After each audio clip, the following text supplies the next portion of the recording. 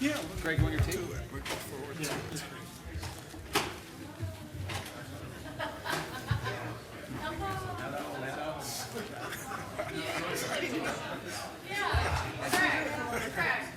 Did you guys do something we don't know about? Yeah, exactly. I'm getting senile. We were going to redo last week's agenda completely. And just bring them all up. Even 120 North Racine, we're going to talk about that. Would everybody please be seated and close the doors? And thank you for your patience. Kevin, whenever you want. Good morning. Good morning. Good morning. I would like to call to order the May 10th, 2017 meeting of the Committee on Finance, Audit, and Budget. Would the Secretary please call the roll? Yes. Mr. Miller. Here. Ms. Alvarez-Rosales. Here. Mr. Peterson. Here. Mr. Youngblood. Here. Vice Chairman Irvine. Here. We have a quorum of 5 members of the committee present. Thank you. Our first order of business is the approval of the committee minutes of April 5th, 2017. The minutes were previously distributed. May I have a motion to approve? So moved. Second? Second. Would the Secretary please call the roll? Yes, Reverend Miller. Yes. Mr. Youngblood. Yes. Mr. Peterson. Yes. Ms. Alvarez-Rosales. Yes. Mr. Irvine. Yes. The minutes are approved with 5 yes votes. Thank you. Our next order of business today is the review of the finance report. Jeremy?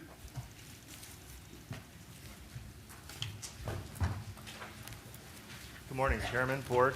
I'm Jeremy Morning. Fine, your Chief Financial Officer, and I'm here to walk through the March results. As you can see,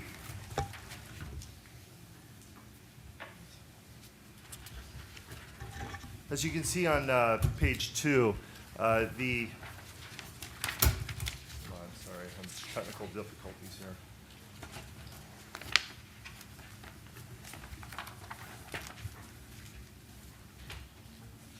As you can see on page 2, the results for the fare box and passes continue to track slightly down to budget and to March of 2016. This is a trend, as we've discussed, in the first 2 months of 2017. We see the continued effect of impacts on our ridership manifesting themselves on the fare and pass totals. With regard to the reduced fare subsidy, we see this continuing to track down by about half of what we expect, again, due to continued inaction in Springfield with regard to releasing the total funding that we receive on an annual basis. We have continued to receive about half of that. The non-fare box revenue continues to do slightly better than expected. Again, as we've talked about, the additional improvements that we've made on advertising to increasing the MAG, as well as continued improvements and revenues generated from our parking facilities continued to help us outperform this particular line item. So overall, revenues for budgetary basis are down about $2 million, and as a variance to March of 2016, about a similar amount. Our average fare continues to be around the 114 level, slightly up on a variance to budget basis as well as to last year. We continue to be vigilant on ensuring that scofflaws are incentivized not to use the system, so free rides continue to be less than what we saw last year. With regard to on a variance to year-to-date basis, our revenue numbers continue to be very similar on a line item basis to what we see on the monthly March totals. So fare and pass totals. Excuse me, Jeremy. Could somebody please turn off that phone? Our court reporter cannot hear now. Please, whoever has it, make sure they're all turned off. Continue, Jeremy. Thank you. On fare and pass total, we see on a variance to budget basis down about $5 million, slightly more on a variance to 2016 year-to-date basis. Reduced fare subsidy, as we've talked about, continues to be slightly down on a year-to-date basis, but flat to where we saw in 2016. And non-fare box revenues continue to track up on a budgetary basis, but slightly down just due to particular items coming online last year with regard to land sales. For revenue on a Total year-to-date basis, we're down slightly under $8 million, and on a variance to 2016 basis, a little under $7 million.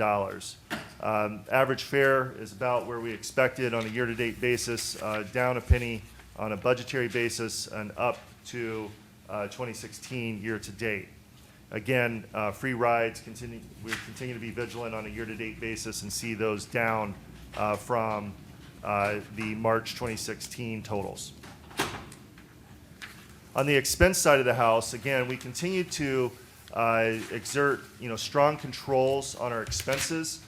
This more than helps us offset on a monthly basis the drag that we see on our overall revenues. So let's walk through each category here quickly. On the labor line, we see a favorable variance to the budget. Materials, just due to the timing of the purchase of those particular materials, those ebb and flow on a monthly basis. This month we're down slightly, but again, overall, we'll talk about it on the subsequent page with regard to year-to-date. We continue to see positive favorability vis-a-vis the budget. Fuel and power continue to be very strong performers for us. Entries and damages and security services are basically coming in as expected. And then other expenses, which are primarily our contractual expenses, we continue to keep a very keen eye on expenditures on that line so that we can accrue favorability on a monthly basis here. So overall, we see a positive variability on our expenses of $2.7 million. As you may recall from page 2, we were down for the month on revenues, $2.1 million. So net for the month of March, we are a positive $600,000.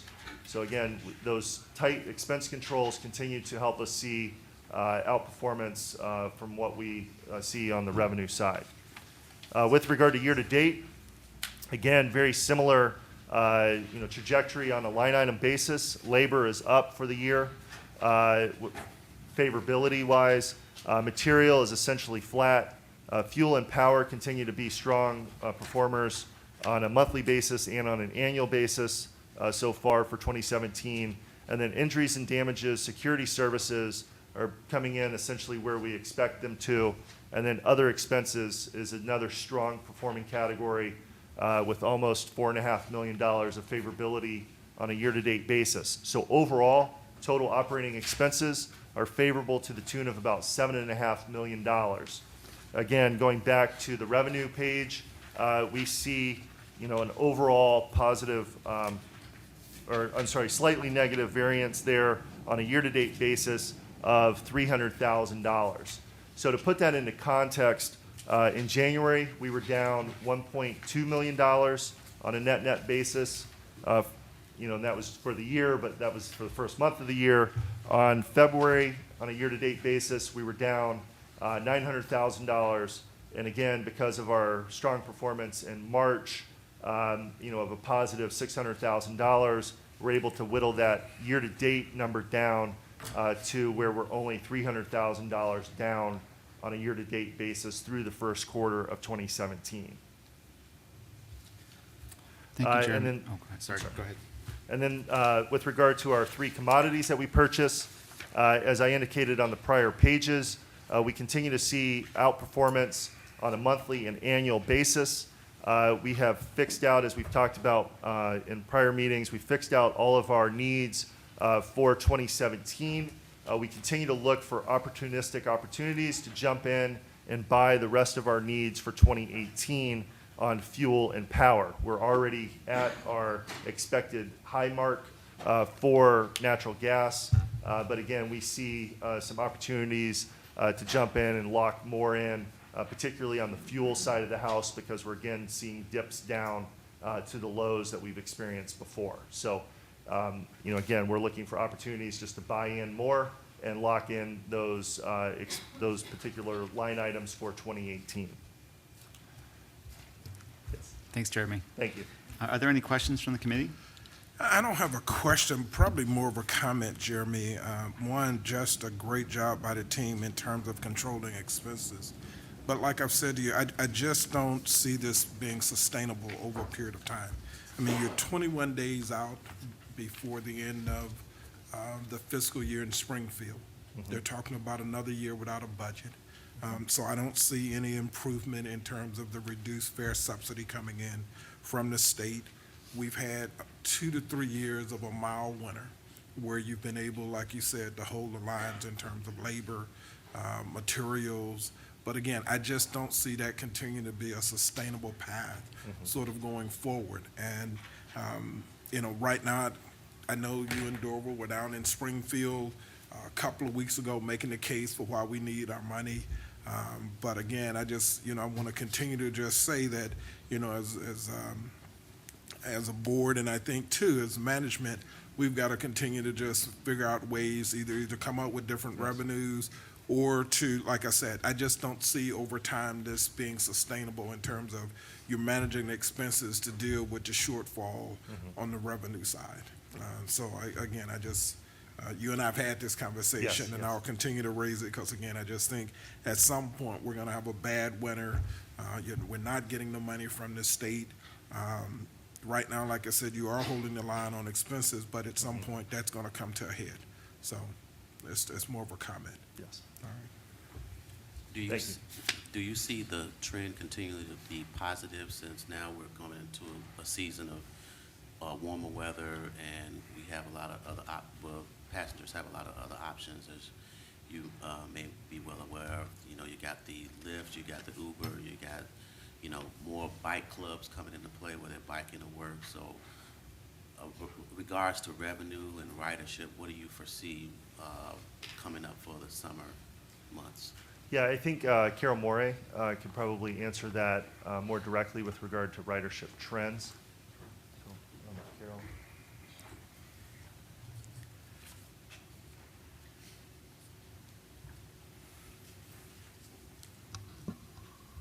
So we're continuing to monitor that very closely. You can see the ridership report that's included in your book. So we are seeing some slight declines in rail ridership. Actually, our declines in bus ridership are less than what we saw last year. But again, we're continuing to monitor that. Jeremy can tell you a little bit about the promotion of transit benefits program, which we're looking to increase ridership for this year.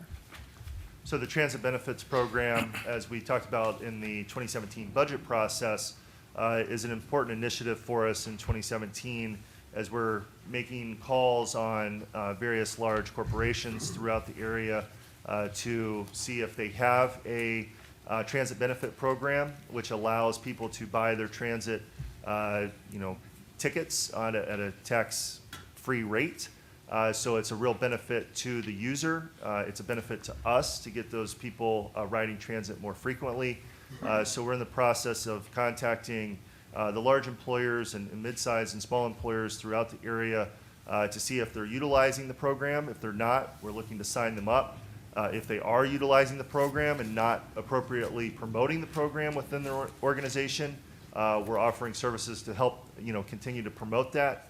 So again, we're seeing some, continued effort to continue to expand that platform because again, it's a real win-win for everybody because it allows people to get that pass or ticket in their pocket at a tax-exempt rate, and it provides more opportunities once they have that, particularly on the pass side, to ride more frequently. Yeah, let me just kind of follow up on something you said, Carol.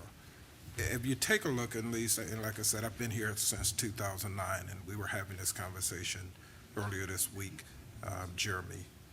We've invested billions since I've been here. And if you take a look at where we've invested it, it's been mostly on the rail side. At least for the time that I've been here, rail was always ticking up, bus was always lagging, and I think we thought, guess what, less predictability in terms of folks trying to get to work, traffic and all of that. You're now starting to see a downtick on the rail side. Rail side is more predictability because you don't have the traffic congestion. We've invested billions on the rail side, whether it's Wilson Yard, 95th Street, 22nd Street.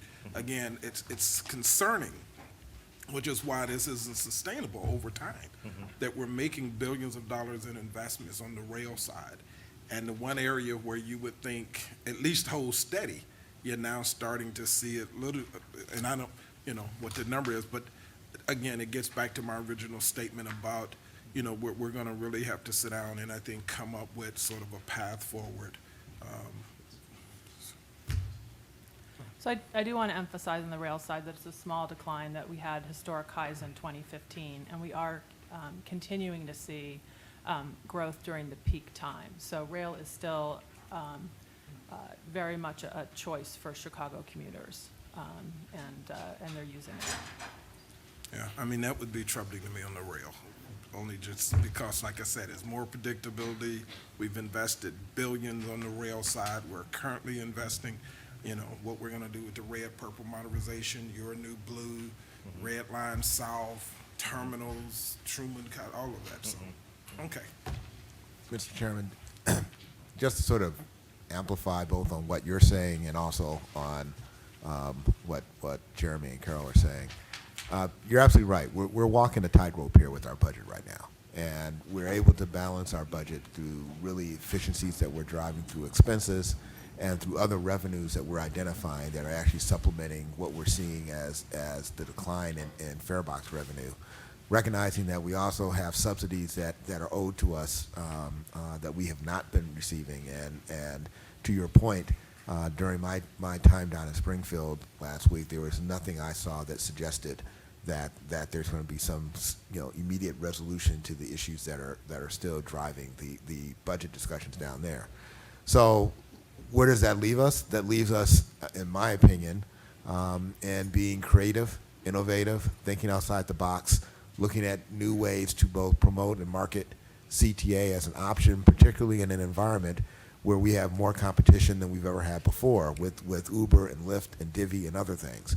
Having said that, there's another mode of transportation in the city that can serve the volume of people that we can serve on a daily basis, and we still continue to serve the vast majority of people who need to get from point A to point B on any daily basis outside of basically driving your car.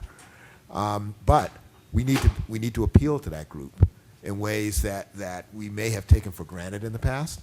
And so programs like our transit benefit program, which I view as low-hanging fruit, which we've kind of really never, in recent memory at least, aggressively pursued in a way that I think can appeal to employers and ultimately offer them products that employers would not want as well as employees, is a future potential opportunity that we have not pursued. But whether that'll be enough in and of itself to deal with the other forces that are impacting us right now, that's a very good question and one that we'll be looking at very closely, particularly as we start our next budget cycle. Great, thank you. Carol? Yeah, I wanted to mention as well, and I think the transit benefit program, I think that's ideal. I think that may attract even new people that haven't been using us for a while. I think the other thing we should be looking at, I'm sure we are, but with regards to tourism being up, in the area, Illinois and Chicago, we've got breaking numbers. But with all that said, I really also want to emphasize that and I know we're looking into it, but I want us to make sure if we get new people that are coming on board and utilizing us, we have to keep them. And so some of the basics, obviously, security, we've got to be vigilant about that. Cleanliness, I know I've emphasized this a couple of times, but I think some of those things that are so basic, so if we get new people, we want them to feel very comfortable in coming back. And I know that we're looking at marketing and branding. Our marketing and branding will only be so good as what we have to market and brand. So those are some things that, I want to make sure that we're looking at because we're building new and expansive opportunities, I think, for people in the city of Chicago to utilize, including new tourists. But again, once they utilize it, we've got to make sure that they want to come back and utilize it. So just to keep that in mind. I'm wondering, what are the trending changes in terms of the different kinds of fares that we're getting in terms of, passes versus paying as you go, single ride tickets? What are the changes been, over the last few years? And is there a big split between, in the trends between bus and rail? So I think with the introduction of Ventra, we've seen a shift more to pay-as-you-go as opposed to passes. And I think that's why we have the emphasis on the transit benefits program. Yeah. Because that does promote the use of 30-day passes. And is there any way that we're promoting passes for people that have registered Ventra cards? Like if someone is pay-as-you-go, we have that electronic relationship with them. Yeah, so we're definitely looking at ways to continue to expand that relationship and, you know, have a more active dialogue with folks so that we can, you know, expand and have them understand what type of opportunities there are out there with regard to passes and the benefits of those passes. Because I mean, I still have my own personal Ventra card, which I use with like family or things here and there. And I think the only times I ever get a communication from Ventra is related to like auto load or Yes, something yeah. like that. And that seems like that's an opportunity we could use to connect with all the people that have registered their Absolutely. cards out there. In fact, we've actually started to do that. We just recently did what I'd call sort of a pilot effort of reaching out to a number of Ventra card holders who had authorized us to contact them to basically say, we've noticed that based on your ridership that you may get more value from switching from a pay-per-use to a pass product. And actually the initial feedback we got from that was actually fairly positive, although it was a very small group that we tried it on. But to your point, those are the things that we're looking at right now in terms of, you know, how do we better inform our customers of the options that they have based on what they're already doing within the system that actually provides more value to them, but also additional ridership to CTA. And I think that's, to your point, that's part of encouraging our customers to ride CTA. We're also really focused, as you mentioned earlier, on new riders, new residents to the city, opportunities with new employers who are coming into the city to make sure that we are trying to capture, you know, for me, it's not just holding on to the ridership I have, it's how do I grow that ridership and identifying those opportunities, and then, as you rightfully and correctly pointed out, putting us in a position where we can hold on to those riders is a key component to the strategy going forward. Yeah, do we have any programs where we, you know, give people their like a first couple rides free when there's some way we can identify them as new to the city? Stay tuned. There's actually something All we're right. working on that's going exactly to that. All right, kind no of spoilers point. then, all right. Okay. Thank you. Any other questions from the committee? Since there are no further questions, thank you, Jeremy. Thank you, Carol. Thank you. Our next order of business today is an independent auditor's report for fiscal year 2016. Oh, Jeremy? So Thank you. I'll introduce and have John Weber from Crow Horwath and Tim Watson from Benford Brown, our auditors, come forward and walk through the findings. Good morning. I'm John Weber, a partner with Crow Horwath, and I'm here with Tim Watson, a partner with Benford Brown, our partner, DBE partner on the engagement. So we did complete our audit of the December 31st, 2016 financial statements. What we're basically engaged to do is audit the financial statements to determine that they're reasonably stated in all material respects, as well as to audit the federal grant funds for compliance with laws and regulations. So related to the financial statement audit, we did complete the audit and issue the auditor's opinion on April 20th. That was an unmodified or clean audit opinion, which basically means the financial numbers or the numbers in the financial statements are reasonably stated in all material respects.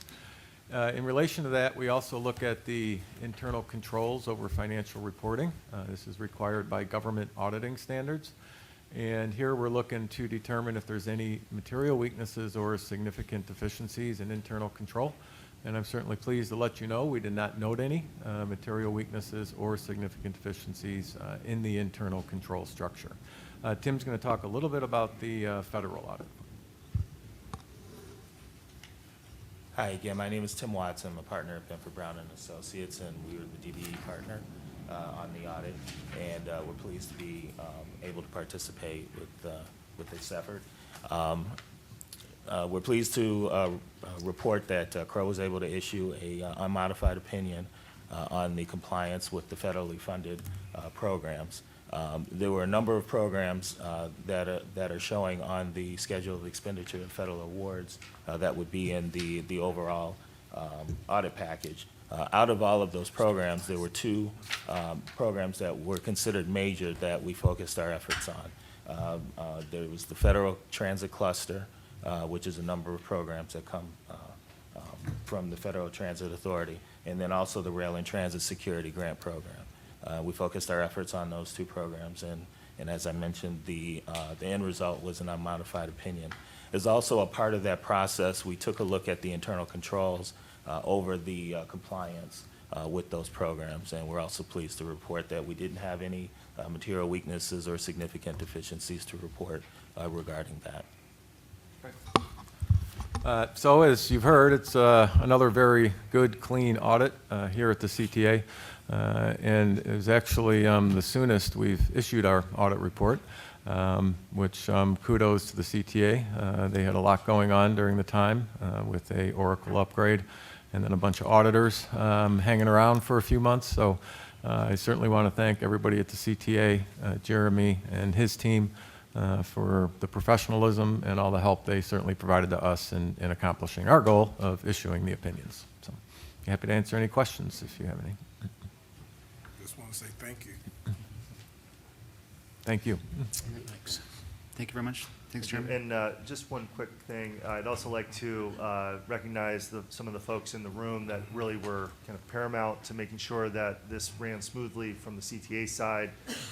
This was actually the quickest that we've ever been able to turn the audit around. So that's really a testament to Sharon Wheeler. And if the folks can stand up in the back of the room, I think the auditors, the accounting folks like to hide sometimes in the background. But Sharon Wheeler, Maria Stand up, Bruno, Sharon. yeah. Maria Bruno, Mirka Jusek, and Emily Weitzman, all were really kind of critical to ensuring that this ran smoothly.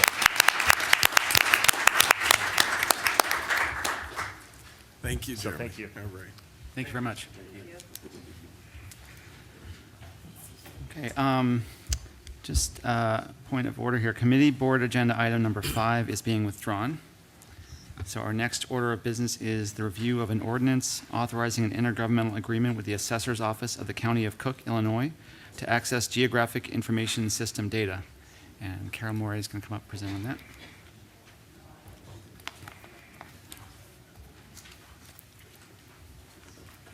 So this item is essentially a license agreement with Cook County for the use of their GIS data.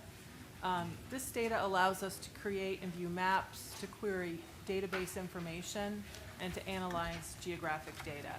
The county does provide this data at no cost to CTA, but they do require an annual renewal of the license. I'd be happy to take any questions. Any questions? If there are no further questions, may I have leave to place this item on the omnibus for approval? So moved. I'll second. Thank you. Thanks, Carol. Okay. All right, our final order of business today is the review of 6 purchase and sales award recommendations. And Ellen McCormick? Let's start.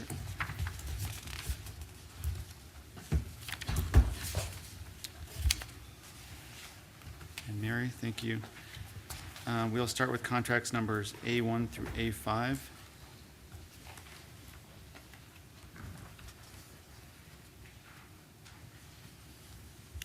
So are these our oldest buses, the 4000 series?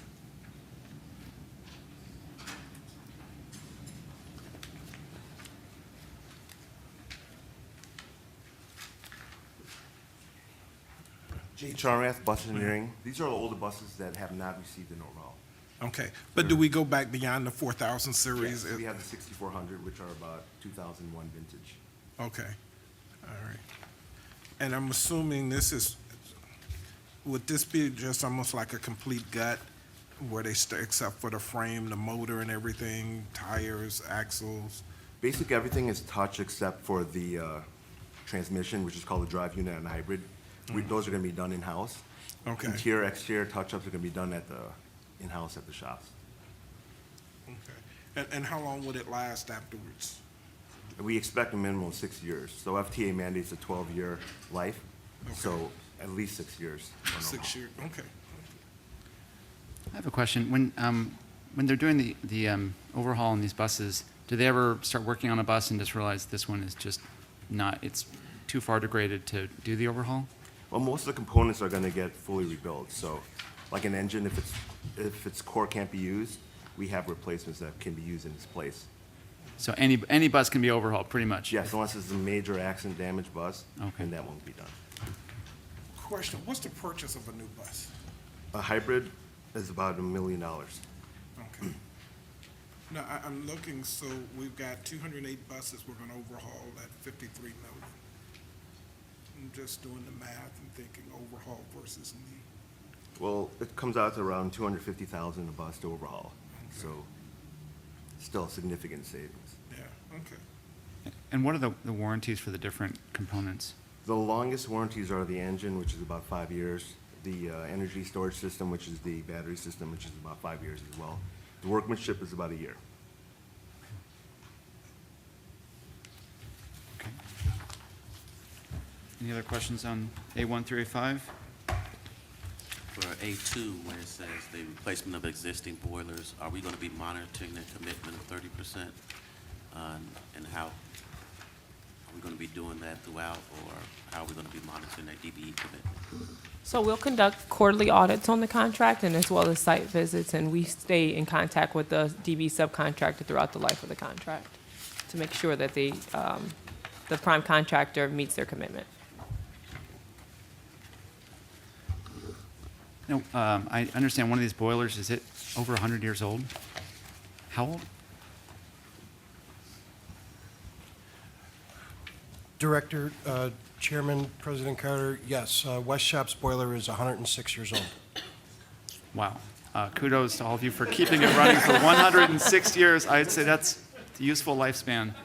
So, And how long is this is the oldest one in our, has to be, so.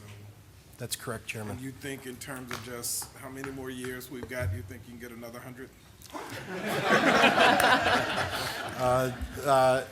The President asked some questions about payback time during President's review, and we believe we'll get the money back through efficiencies in about less than 5 to 10 years. Okay. So, because he wanted to know if we get 106 years out of the next boiler, but Yeah. it'll definitely pay for itself in a very short period. well, if you have a retirement party for this boiler that was installed before World War I, I'd kind of like to attend, because I'd like to see what a 106-year-old boiler looks like. So The President was out and took a look at it, actually. so- Yeah, that's serious. I kind of want to see it. Yeah. It's actually, it's massive compared to what you would expect a boiler to be today. And as Jim D'Amico indicated, we're actually looking, it is so old that there may actually be a market for people who want to repurpose this type of stuff. Yeah. And so we're actually looking to see if there may be some opportunity to do something with it other than just dispose of it as scrap, because it is a pretty unique piece of equipment. Nothing like anything I've ever seen, and it may actually have some value beyond what we would normally expect for it. Repurpose as a nightclub. Okay. Yeah, exactly. Yeah. All right, thank you. Are there any questions on contract number G1?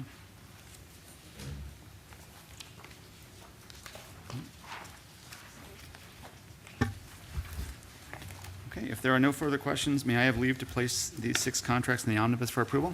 So moved. Second. Thank you. Would the secretary please call the roll? Or you know, or No, do you've we got have them to- on the oh, calendar. wait, Call the okay, roll good. for the whole omnibus. All right. Since there is no further business to come before this committee, may I have a motion to recommend board approval of the omnibus? So moved. Second. Could the secretary call the roll? Yes. Reverend Miller. Yes. Mr. Youngblood. Yes. Mr. Peterson. Yes. Ms. Alvarez Rosales. Yes. Chairman Irvin. Yes. Yes, and the Yes. motion is approved with 5 yes votes. And finally, may I have a motion to adjourn? So All in favor, moved. say aye. Give me about 5 minutes here, All right. Terry, to get a few things in order.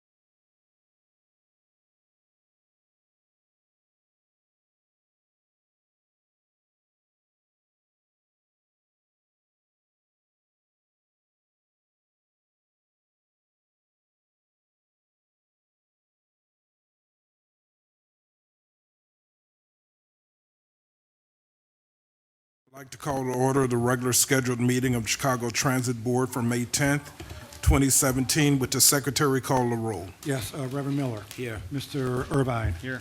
Ms. Alva Rosales. Mr. Youngblood. Here. Mr. Silva will not be here today. Chairman Peterson. Here. We have a quorum with 5 members of the board present. Thanks, Greg. The first order of business today is public comment. Greg. Yes, turns out that we have 4 public comment speakers. Mr. Thompson, I apologize. You had contacted me in early April. I put you in my April file, not today, but of course you can speak since I had approved it. If you would like to step to the front, Mr. Thompson, and Ms. Carter, would now be a good time for you to come up as well, or would you like to wait a few minutes? Then you can step up as well. We'll let Mr. Thompson speak first, and then Ms. Carter will speak. And if you want any water or anything, just pour yourself some. And just to remind you of the rules, we ask that you limit your comments to 3 minutes or less. Thank you. So, good morning. Good morning. So my name is Jim Thompson, and I'm here to talk about an issue on which I think CTA is doing rather poorly. In fact, I heard a discussion earlier today about trying to attract new riders. I don't think that's going to happen until and unless you address the problem with what I regard as a problem, which is the customer experience. So I live in Oak Park. I get on at the Harlem stop at the Forest Park branch every day. I ride down to UIC where I teach public administration. I ride back in the evening. I often get on very early in the morning. I'm often confronted with a train which is substantially filled with homeless people. I get on, and usually these people are occupying a substantial number of seats. Most of them are reasonably harmless. They're just sitting there sleeping, whatever. A few of them, sleep across several seats or out in the aisles. Some of them have bags of belongings on the seats, all of which I can negotiate. But increasingly, there'll be some element that sits in the back and smokes or eats or talks or litters or what have you. And so people like me are confronted with a situation is, okay, what do I do? Somebody's in the back smoking. I don't appreciate that particularly. Sometimes I go back. I ask them to stop. Most of the time they do. Occasionally they don't. What is a customer, writer like myself supposed to do in that circumstance? I emailed CTA and they said, well, hit the button and call the driver and bring it to his attention. Well, if you think that through, that really doesn't make much sense. What's the driver going to do? Stop the train, walk back 3 or 4 cars, tell the guy to stop smoking, walk back. So all I've accomplished in that instance is stopping the train for 5 minutes, delaying everybody's ride. So what you end up doing, people like myself, is, okay, I'll sit in the front car. Maybe they won't smoke in the front car. Okay, great. Well, that's terrific. And that's where all the, quote, regular riders end up, is in the first car. And the other 7 cars is basically the Wild West. I mean, you got an element there that pretty much controls the rest of the train. And they do pretty much what they want. And as I say, this is a small percentage of the total. Most of the people that are there are well behaved. I have no issues with. But there is that element. And there's no indication whatsoever that CTA either knows or cares about this problem. It's just left for people like me to deal with. And there's a lot of us who ride the trains in the early morning who confront this problem. It would be nice to see some indication that CTA gave a hoot about what it's like to ride those trains. Okay, so that's one issue. Another issue, which I think speaks volumes about the CTA. So I get on at the Forest Park, as I say, the Harlem stop. So when it rains, it seems that it drips from the roof directly in front of the turnstile. So what does the, I guess it's called customer service attendant do? They put a little bucket out to catch the. Now, that says volumes about the CTA. Why wouldn't they call somebody and have the roof fixed? I mean, we've been dealing with this for years. Same thing at the UIC stop where I get off. There's a drip right in front of the stairway. So everybody who goes up that stairway, which probably thousands of people a day, have to confront this drip. Why wouldn't these customer service attendants, who by and large have not much to do, call somebody and say, why don't you get the roof fixed? Amazing to me as a rider that the CTA is completely oblivious to this stuff. So the latest insult to the riders, which in part provokes my appearance here, is now that I notice an increasing incidence of hard plastic seats. So traditionally you've had these little cloth seats which are reasonably comfortable. Now they're moving to apparently hard plastic seats, maybe because it's easier to clean, who knows? Maybe it saves some small amount of money, but they're not very comfortable in the winter when it's very cold and you're sitting on hard plastic, et cetera, et cetera. So, I can't help but wonder, does CTA care about what it's like for people Mr. Thompson, we need to wrap up pretty soon. Thank you. Yeah, I will. Greg, I want to hear this. Let me just say this, Mr. First of all, thank you for taking time out of your busy schedule to come down here. I didn't want you to call me back in a month if this hasn't changed. I mean, a couple of these things you just mentioned, it might not rain, but we will get on top of those 2 issues. The other issue of riders only being able to ride in one train and the other 6 or the Wild Wild West is unacceptable. So what I'd like to have happen Gerald, do me a favor. Gerald, raise your hand. Get my number for Mr. Thompson. Call my office in the next couple of months if you haven't seen a change. Because I want to know. I mean, that is unacceptable. We will get on top of that. Thank you for bringing it to the board's attention. I don't know. I think there's going to be rain tomorrow, this evening. I'm glad folks are here who heard that. The fact that we've got these drips, and we'll get on that as well. But you're going to get my personal number to my office. Janice Irving is the secretary. Sherry Thornton is my chief of staff sitting in the back.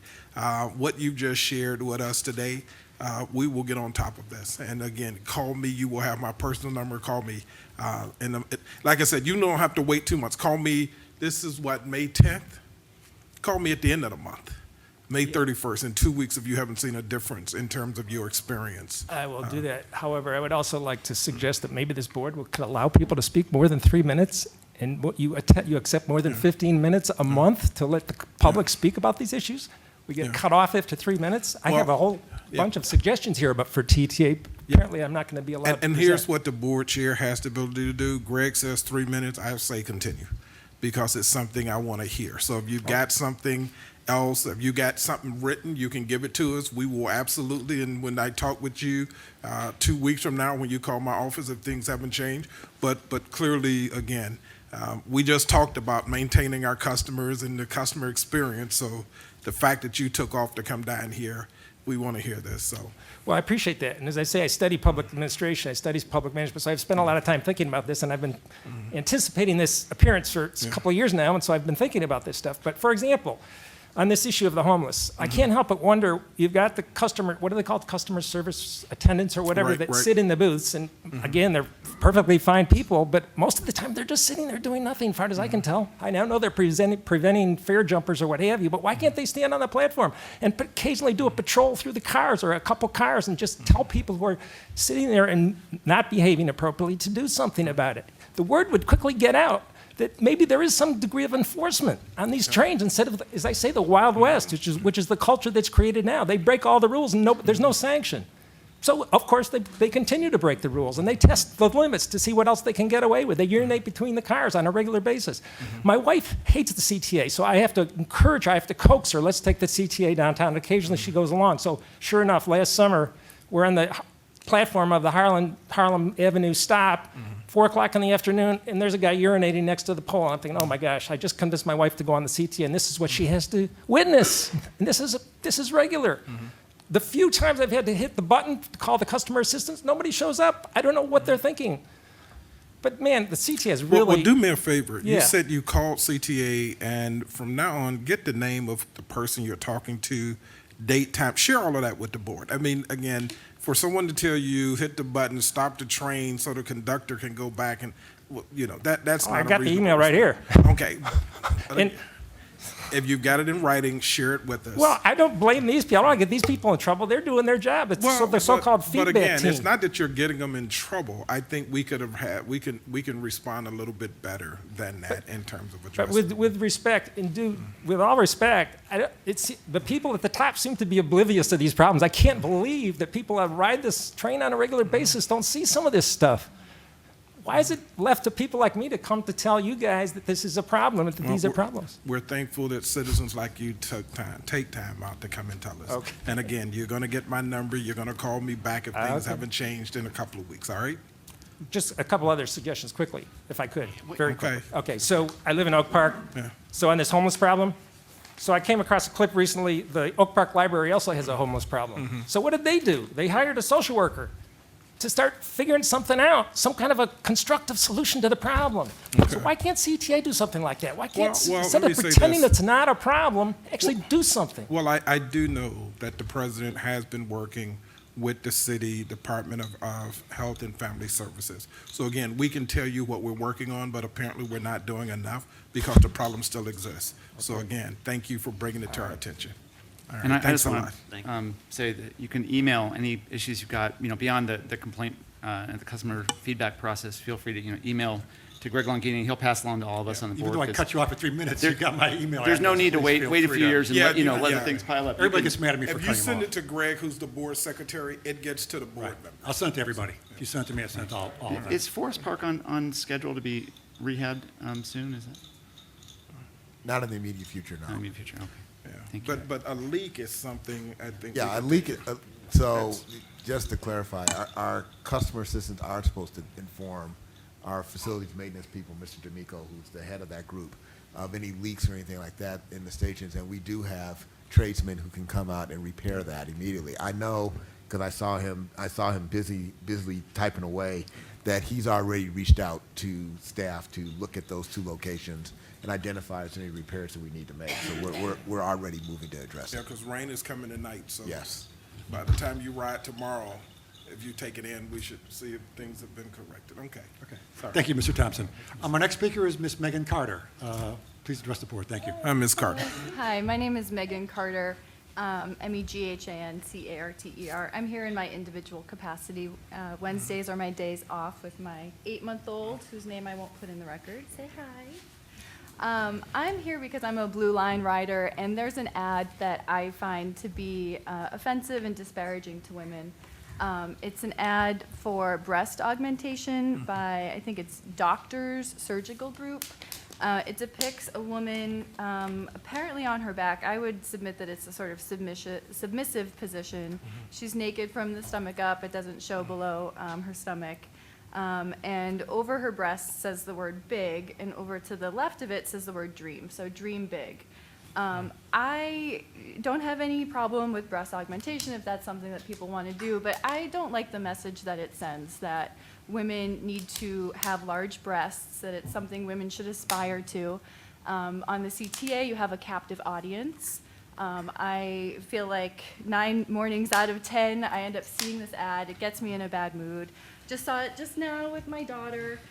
She's obviously not old enough now to interpret that message as anything, but I just think in a world where women do not have equality with men, that this is not a message that the CTA should be adopting and submitting its captive audience to. You know, if this were in a magazine, I would choose not to buy the magazine. If this were on the TV, I would turn the page. I can't do that on the CTA. I submitted my feedback to Feedback at the CTA, and I got a very prompt letter back, which I respect and appreciate, disagreeing with me. The letter said that it doesn't depict nudity as defined, by statute, and that otherwise it's not objectionable. It's not overtly objectionable, I think was approximately what it said. And I think that the CTA's guidelines regarding advertising are written broadly enough that this could fall into the category of objectionable. So I just wanted to come state my piece that I wish that the CTA wouldn't endorse advertisements like that. You know, if there's nothing wrong with breast augmentation, but the message "dream big," that this is something that women must aspire to, that you're submitting your captive audience to, I don't like. And I do think that the message at least objectifies women, if not, disparages them by saying that women who don't have large breasts need to dream big or what have you. So that's all I wanted to share. I really appreciate your time. Thank you. Thank you, Ms. Carter. Appreciate you coming down. Thank you. I just want to jump in and just add, I ride CTA trains with my 11-year-old daughter every day, and that ad did actually prompt a discussion, which we had about Yeah. the services provided and why. And I do want to say, we do have some guidelines, and they do look at these very closely. And there are some things that when you take your child on CTA, things that you see may prompt discussion. Right. And I appreciate that. I expect to have conversations about homeless individuals on the train, but not necessarily about the advertisement that the CTA has chosen to put up. So thank you. Thank you. So if I could just briefly, I'm the general counsel for the CTA. And first, Ms. Carter, I want to say that is one adorable baby girl you have there. Let the record reflect. Secondly, I just want to point out, as the lawyer for the CTA, that as a public entity, we are subject to the First Amendment freedom of speech. And there are ads that some of us may find to be offensive or ads that we don't like, but that's exactly what the First Amendment goes to. We have to be content neutral in the way that we treat the advertising on our system. And we have guidelines, as has been pointed out, that we have to follow. The CTA has, in the distant past, refused to put up ads that it found to be objectionable for one reason or another and was successfully sued. So that is what we work to avoid. And again, I apologize that the ad offends you, but we do look at these from a legal perspective and do our best to follow the law. Yeah, I appreciate that. I'm looking through the guidelines right now. Disparaging advertising that is intended to be or reasonably could be interpreted as being disparaging, disreputable, or disrespectful to persons, groups, businesses, or organizations, including advertising that portrays individuals as inferior, evil, or contemptible. I would argue that this falls into that category. Thus, therefore, First Amendment aside, this has been written in a way that the CTA has the ability to keep away disparaging advertisements. And I would argue that the fact that it says dream big, which indicates that, women must aspire to this, I would say that's disparaging. So I appreciate you disagree, but thank you for your time.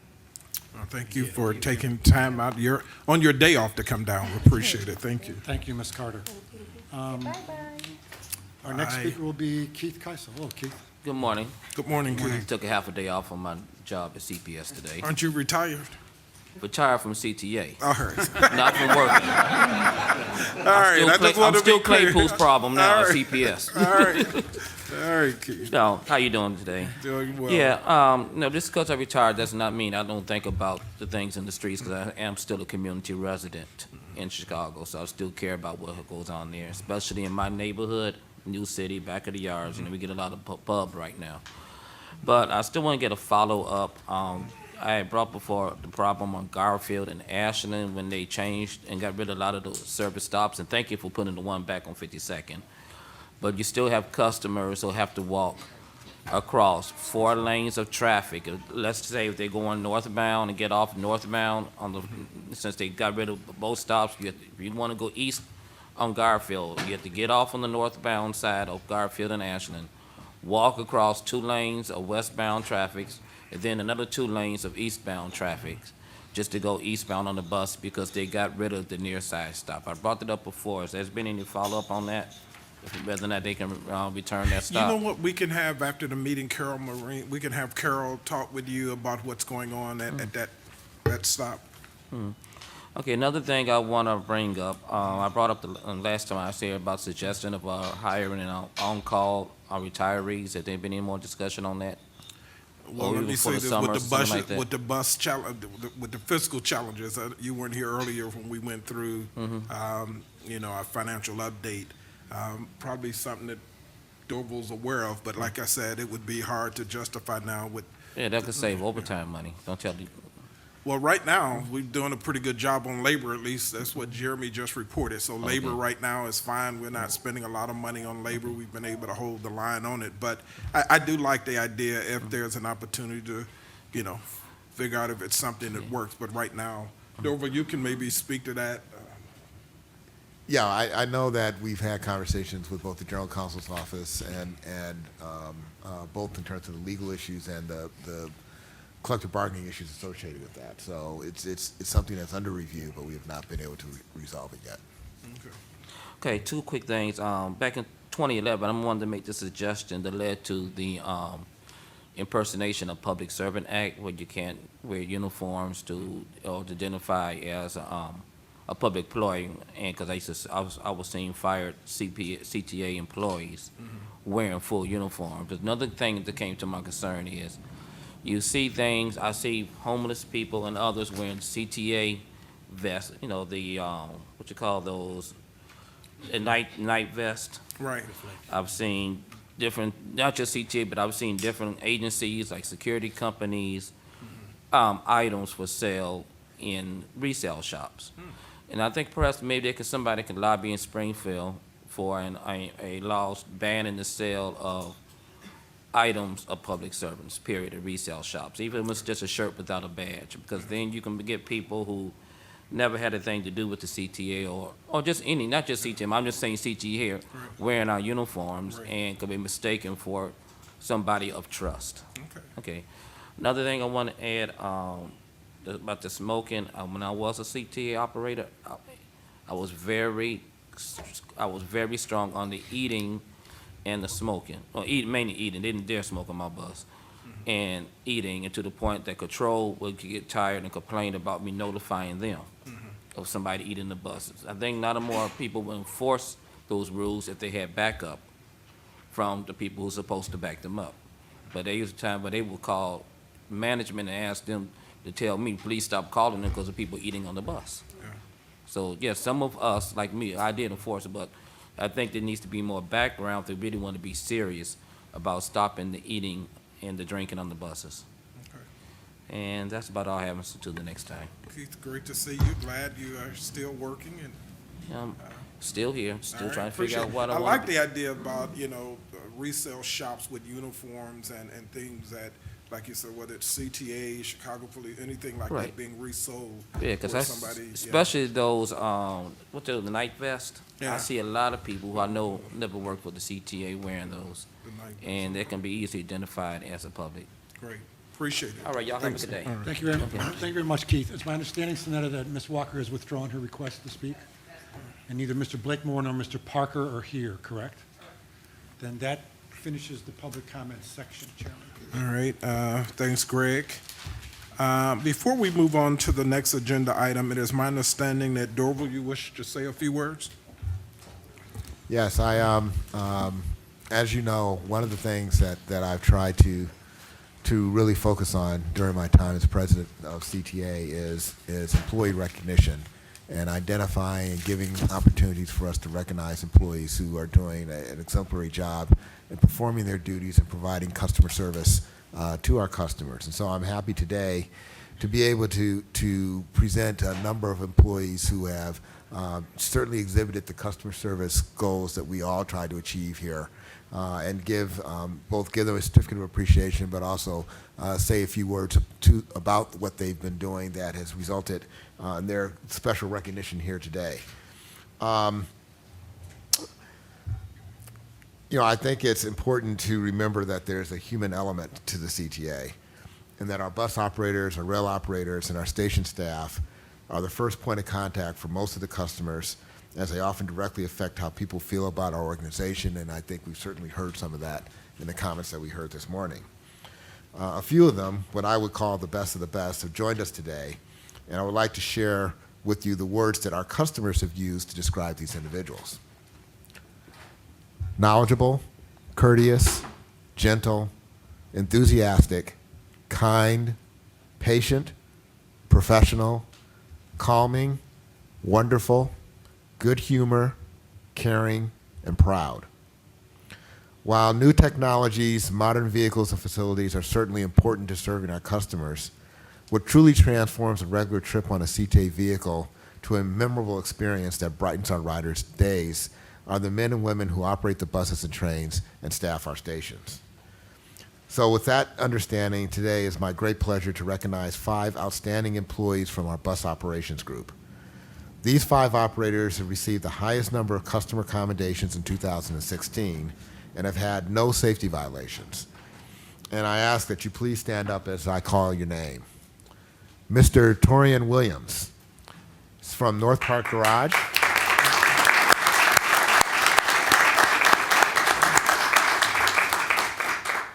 Mr. Williams works out of the North Park Garage, has been a CTA employee for 11 years.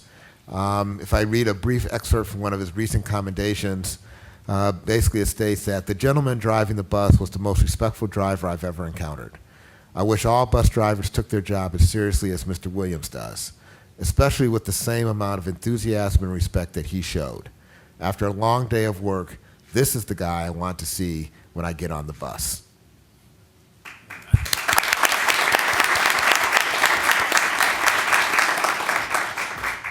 Mr. Curtis Dandridge.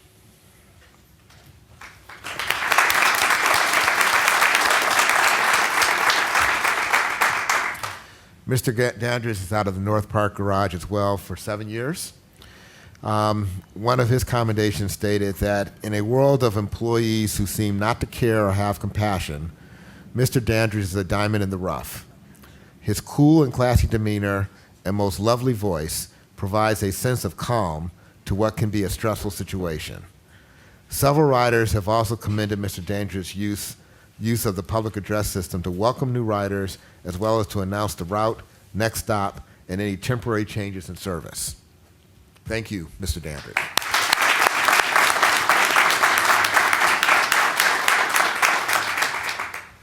Mr. Eugene Lawson. That's me.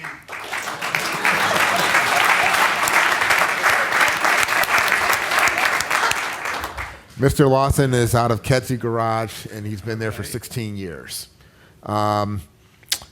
In his commendation, one of the things that was said about Mr. Lawson is that Mr. Lawson brought warmth to the job this morning. He was friendly to his passenger as they boarded and exited. He made a difference in my life. Also described as extremely polite, safe, and excellent, another writer tells us that CTA should use Mr. Lawson to train other operators, and I agree with that assessment. Thank you, Mr. Lawson.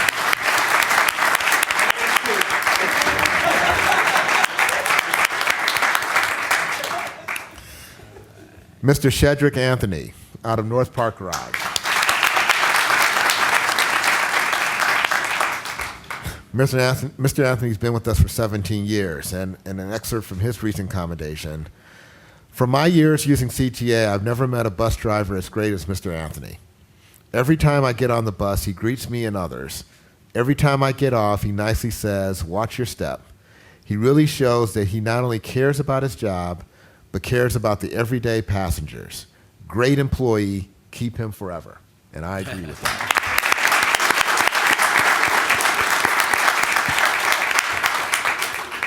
Ms. Robin Lewis.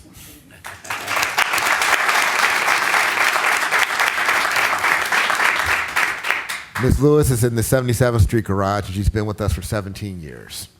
And an excerpt from her commendation. Recently, while assisting a rider who became hostile and began yelling threats, one rider wrote that Ms. Lewis maintained control of the situation, kept a positive attitude, and got the bus back on route immediately. She was extremely professional and pleasant, although it is frustrating to ride the bus with unruly passengers who delay the ride. It is encouraging to have such capable CTA employees in charge. Thank you.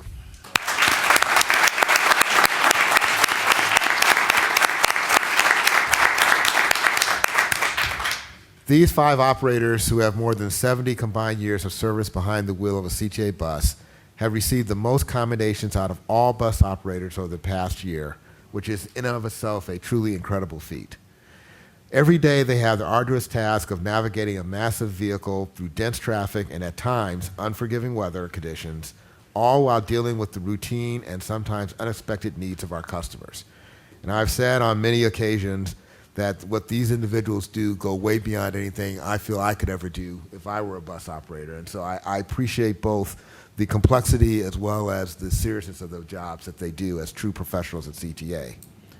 Being a bus operator is a job that requires a combination of unfailing attentiveness to the road combined with a commitment to providing good customer service, which is exactly what these operators have demonstrated time and time again based on the feedback from our riders. On behalf of Chairman Peterson, the board, myself, and the entire family of CTA employees, thank you for your service and demonstrating your pride and enthusiasm for serving CTA customers each and every day. At this time, I'd like to invite you up to join myself and the rest of the board for a photo. Thank you.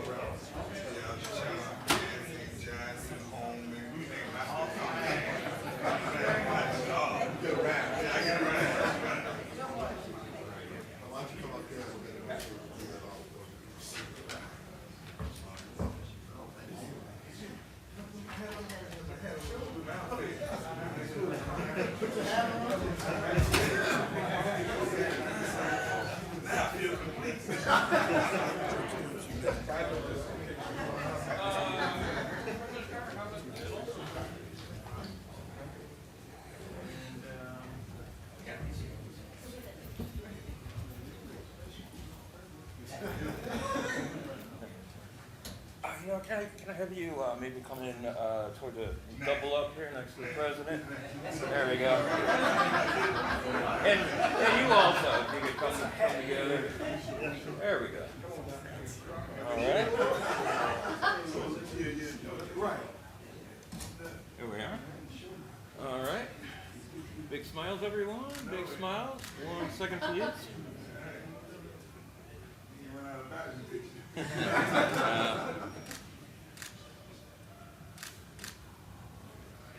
And one more, please.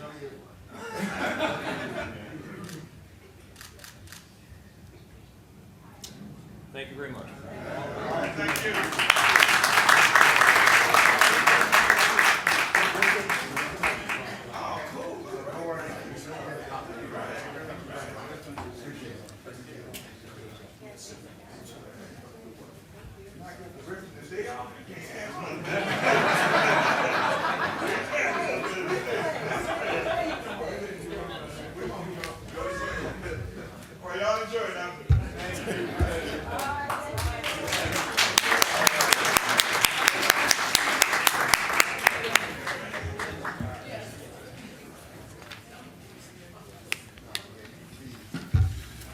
Actually, I think you can see why they're so popular.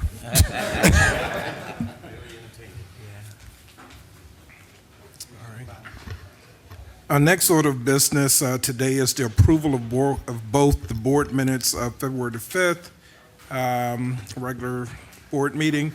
The meetings were previously distributed. Any comments? Chairman, I must have miswrote it. It would be the April It's the- committee minutes. It's the April 8th? Okay. Yeah, it's my Okay. Now second entertain. strike. Okay, so now entertain a motion to approve the minutes of the regular board meeting of April 8th, 2017. So moved. I'll second. Of it, the April minutes, Mr. Miller. Yes. Mr. Irvine. Yes. Ms. Alvarez. Yes.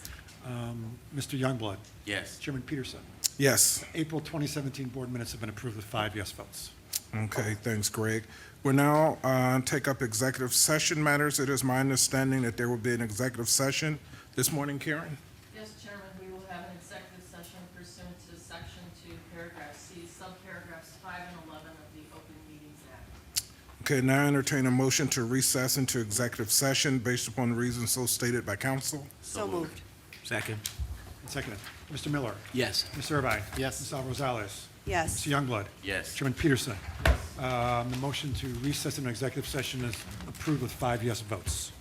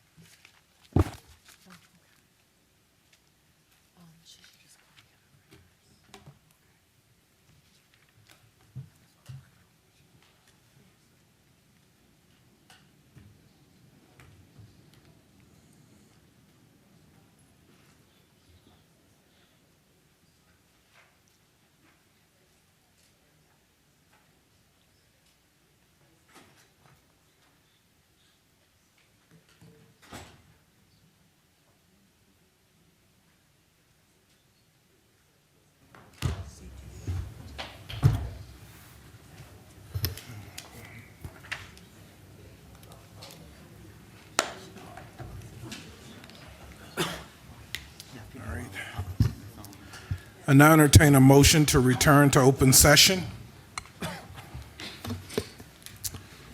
So moved. Moved and seconded. All right, Mr. Miller? Yes. Ms. Irvine? Yes. Ms. Alvarez-Rosales? Yes. Mr. Youngblood? Yes. Chairman Peterson? Yes. The motion to return to open session is approved with 5 yes votes. Thanks, Greg. I'd now like to address agenda item number 4A, 4B, and 4C, the RPM acquisition ordinance. Karen? Yes, Chairman. Agenda item 4A is a recommendation to authorize the acquisition of property located at 5619 and 5657 North Broadway Avenue in Chicago, Parcel 23, which was one of the parcels that this board previously designated for acquisition for the Red and Purple Modernization Project. The parcel is owned by Robert Licurio. Both properties have been improved with commercial space. After negotiations, the seller has agreed to a purchase price of $7,570,000 for this parcel, and staff recommends the purchase at this amount. Agenda item 4B is a recommendation to authorize the acquisition of property located at 3246 Wilton Avenue in Chicago, Parcel 4, also previously designated by the board for acquisition for this project. Parcel 4 is owned by Joshua Fleetwood and Priyata Gomalovis, and after appraisals and negotiations, they have agreed to a purchase price of $670,000, and staff recommends the purchase at that price. Agenda item 4C is a recommendation for the purchase of air rights in the form of a permanent air rights easement previously designated by the board for acquisition as Parcel 26 easement on the property located at 3331 North Sheffield Avenue. The air rights were owned by Celestino and Adoration Chavez, and after appraisals and negotiations, the parties have agreed to a purchase price of $33,758 for that Parcel 26 air rights easement, which purchase is recommended by the staff. FTA concurrence has been obtained as required for the purchase of the properties identified as agenda items 4A and 4B. Thank you, Karen. I now entertain a motion to approve board item number 4A, 4B, and 4C, the acquisition ordinance for 5619 and 5657 North Broadway Avenue, for 3246 North Wilton Avenue, and for 3331 North Sheffield Avenue. So moved? I'll Second. second. Moved and seconded. Reverend Miller? Yes. Ms. Irvine? Yes. Ms. Alvarez-Rosales? Yes. Mr. Youngblood? Yes. Chairman Peterson? Yes. The motion to approve the RPM acquisitions is approved with 5 yes votes. Thanks, Greg. The next order of business today is board item number 4D. Karen? Agenda item 4D is a recommendation by staff to authorize the purchase of property located at 5225 North Kedzie, an irregularly shaped approximate 1.2 acres of vacant land which is adjacent to CTA's North Park Garage. The board previously designated this property for acquisition because of the North Park Garage's currently constrained footprint.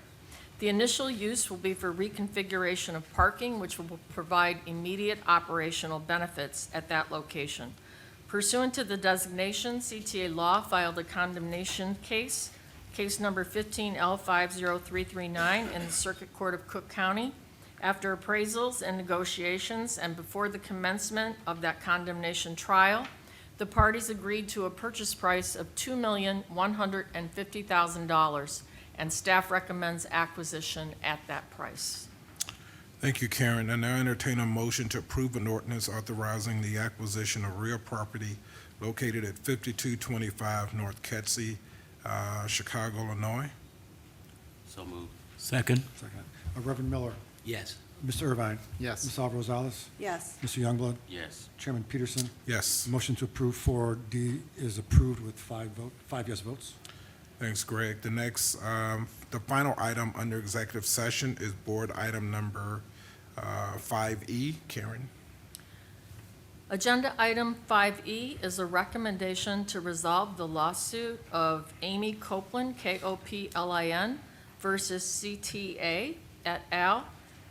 This involves a pedestrian bus accident that occurred on January 29, 2014. Case number is 2014 L107, pending in the Circuit Court of Cook County. Ms. Copland was crossing Michigan Avenue with the crosswalk sign illuminated when a CTA bus operated by former CTA employee and defendant Ramona Smith Spencer made a right turn and in so doing struck Ms. Copland. Basically, she had multiple injuries and fractures to her feet and developed a permanent pain syndrome after the accident. As a result of the accident, Ms. Copland is permanently disabled. Trial was scheduled in June and the case went to mediation. The parties have now agreed to resolve the lawsuit for a payment of $6 million, which payment is recommended by the Law Department. Thank you, Karen. I now entertain a motion to approve a settlement recommendation of $6 million for Circuit Court of Cook County, case number 2014 L00017, the case of Amy Copland versus Chicago Transit Authority and Ramona Smith Spencer. So moved. Second? Reverend Miller. Yes. Mr. Irvine. Yes. Ms. Alvarado Rosales. Yes. Mr. Youngblood. Yes. Chairman Peterson. Yes. Motion to approve the settlement passes with 5 yes votes. Thanks, Greg. We now consider board item number 5A, an ordinance authorizing amendment to the Chicago Transit Authority Supplemental Retirement Plan for certain officers, executives, and supervisory and professional employees. May I have a motion? So moved. Second. Reverend Miller. Yes. Mr. Irvine. Yes. Ms. Alvarado Rosales. Yes. Mr. Youngblood. Yes. Chairman Peterson. Yes. 5A is approved with 5 yes votes. The next order of business is a report from the Committee on Finance, Audit, and Budget. Director Irvine. Thank you, Chairman Peterson. The Committee on Finance, Audit, and Budget met earlier this morning. The committee approved the April 2017 committee minutes. The committee also reviewed the finance report and also the presentation of an independent auditor's report for 2017 presented by CTA auditors Crowe Horwath. The committee also reviewed and approved the following: an ordinance authorizing an intergovernmental agreement with the Assessor's Office of the County of Cook, Illinois, to access Geographic Information System data, and 6 purchase and sales award recommendations. The committee withdrew and did not consider committee agenda item number 5, the East Garfield Boulevard lease ordinance. The committee approved each of the reviewed items, placed each item on the omnibus, and recommended board approval of the omnibus. That concludes my report, Chairman Peterson. Thank you, Director Irvine. May I now have a motion to approve the omnibus as stated by Director Irvine? So moved. Second. Reverend Miller. Yes. Mr. Irvine. Yes. Ms. Alvarado Rosales. Yes. Mr. Youngblood. Yes. Chairman Peterson. Yes. The motion is approved with 5 yes votes. Thanks, Greg. The next order of business is a construction report. Chris?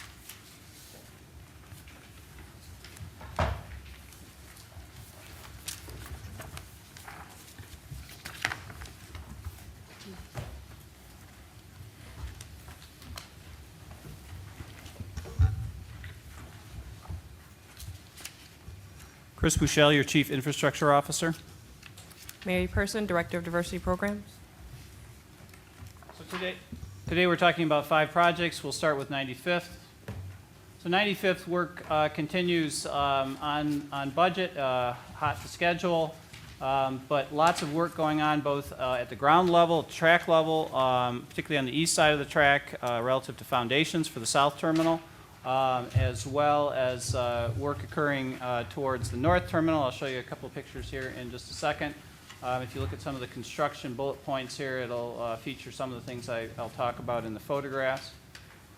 So as I mentioned before, in previous reports, we've done a lot of work on the west side. Here you can see the foundation of the south terminal taking shape. If you look really carefully in this photograph, the second excavator down in the distance of the photograph, you'll see pictures of the caissons for the new south bus bridge that is a key part of this terminal. And you can kind of see as these photographs go through time, and this one you'll see a little bit down at that same end where those caissons are getting, work is not only progressing on the underground in the west track, in the east track area, but you can also see work progressing at the far end to support that bus bridge. What you see in this photograph are those same caissons with caps on them, upon which we'll build a wall, and you'll see that in subsequent photographs. So again, a very active site, doing a lot of work while still maintaining service. One of the, the big complications on this project and one of the challenges is still to provide service out of that yard and out of that terminal, one of our busiest, while building a large and noticeable improvement. So this is there's the cap that those folks are standing on, and they're doing the form work for the wall that will never become part of the foundations for that south bus bridge. And I mentioned the work is also progressing on the north terminal. So as we have the east tracks, we're taking advantage of the east tracks up into the current station. One of the big features of the new station on the north terminal is to be able to provide access to a greater number of the walking public that come up and use the station.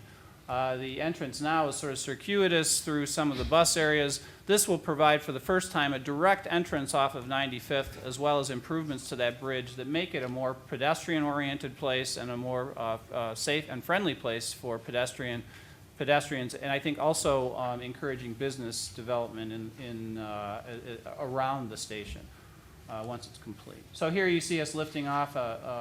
We had to do a number of pieces of work, both to the power supply to this large station, as well as to the signaling here. This is actually a relay house. All this has to be removed so that we can create that connection to the street and to 95th. Wilson Station continues on time and on budget. We are continuing work on track 4. As you've seen, we've kind of worked across. We started on track 1, track 2, track 3. You've seen many similar activities in each one of those. So you continue to see that the demolition of the old steel up here, a lot of this steel was made in the 1890s, is now being replaced with much more modern steel and an enclosed deck, importantly, that provides not only better speeds to our customers, rail speeds, but also less noise to the communities around it. Here's the construction of the caissons for that station, and in fact we put in the last caisson recently, so we're moving beyond some of the basic structure stuff and moving on to completing the station. Here's a picture of the main station build out and the foundations of that. That work is also progressing on time and on schedule. Many of you have been able to ride and to experience the new west platform. You can see to the left on this photograph the new east platform, the elevator tower for that, as well as the construction. So as we progress the construction of track 4, we're also progressing the construction of that platform. Ravenswood Loop continues on budget, also a little hot to schedule, but we're seeing a lot of construction out there relative to some of the basic elements. We've talked about running cables. These, those of you familiar with IT understand the experience, the importance of running the backbone cables for a system. Well, this is pretty similar. Now you're seeing us put the structure in place for the new relay houses that will ultimately house the processing equipment to safely move increasing numbers of trains through this key corridor. More steel. The IMD project, Chairman Peterson, I'll apologize in advance for our dust, but it is moving forward. You're probably seeing all the construction at the Damon auxiliary entrance. That's progressing well. I've got some photographs here of some of the basic work that's taking place. We're really not only making the station accessible, but with the help from the city and TIF funding, we're really creating, I think, a modern vision of transit in this key location on the Blue Line. Speaking of key locations downtown, the Quincy Loop Station upgrade, also a TIF-funded project, is really just getting going here. I have a rendering, but I can show you in the area of that, or I can tell you in the area of that elevator that you see, which is adjacent number of very important structures in the loop. We're starting to do some of the foundation work to support that elevator, and then some of the other elements of the station. So the work is progressing on budget and on schedule for Quincy. And that concludes my report. So I've got a question. So Mary, I noticed in each of Chris's update, we've got the DB goal and the commitment, but what we don't have is a status. So I would be curious, I don't know if you've got it, or I would just say going forward, it would be great to also get a DB status, because I know the Wilson Yard is probably less than 12 months before we're finished. I know 95th Street, we still got a little ways to go, I think, toward the end. But it would just be great, again, I think, when we vote on these and we approve them with an understanding that, there's a goal and then there's a commitment. But I like to just kind of get updates as well in terms of how these projects are doing, before they're near completion and the developer doesn't have time, or the contractor doesn't have time to step up and Sure, and the only reason we don't usually include the attainment at this time is because they fluctuate with payment. So it could dip varying based upon the payment process. So then, in the very beginning, the payment is low, so it could look like they're not meeting their goal. So that is why we don't usually include the attainment until we get closer to the end, and that's when Chris and I usually do an attainment report. But I have no problem with including that information. like for example, the Wilson Yard, when is that due to be complete, Chris? End this year. End of this year, so you're 7 months out.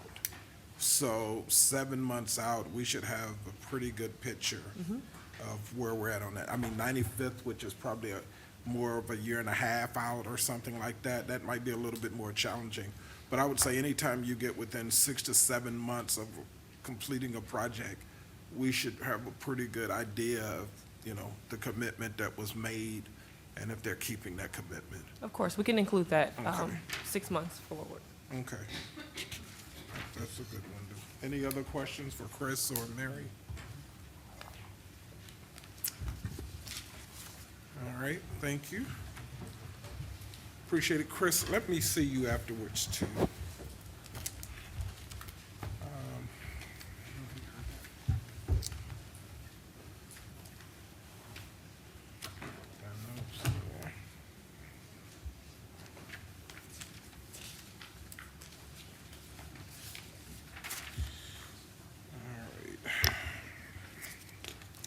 So is there any new business to come before the board? No, sir. If not, I'd like to entertain a motion to adjourn. So moved. Second. All in favor, say aye. Aye. Aye, we're adjourned. Thank you.